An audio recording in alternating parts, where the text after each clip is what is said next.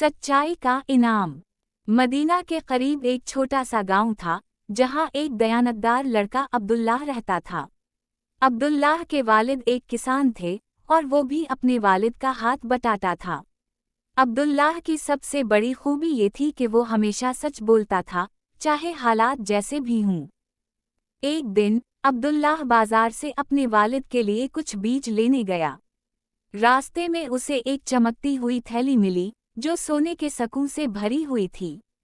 अब्दुल्लाह हैरान हुआ, लेकिन फौरन सोचा, ये किसी का कीमती माल है, मुझे उसे वापस करना चाहिए।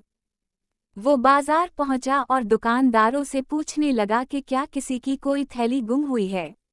एक बुजुर्ग आदमी, जो बहुत परेशान नजर आ रहा था, आगे बढ़ा और कहा, हाँ बेटा, मेरी थैली गुम हो गई है, इसमें मेरे साल भर की कमाई थी। अब्दुल्लाह ने सच्चाई का दामन थामते हुए वो थैली वापस कर दी। बुजुर्ग आदमी की आंखों में खुशी के आंसू आ गए। इन्होंने अब्दुल्लाह को दुआ दी और कहा, बेटा, तुम्हारी सच्चाई ने मेरा बड़ा नुकसान होने से बचा लिया। अल्लाह तुम्हें बहुत बरकत दे।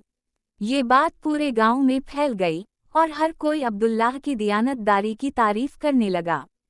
कुछ दिन बाद गांव के रईस ने अब्दुल्लाह को बुलाया और उसे इनाम में एक खूबसूरत खेत दिया ताकि वो अपने वालिद के साथ ज़राअत कर सके।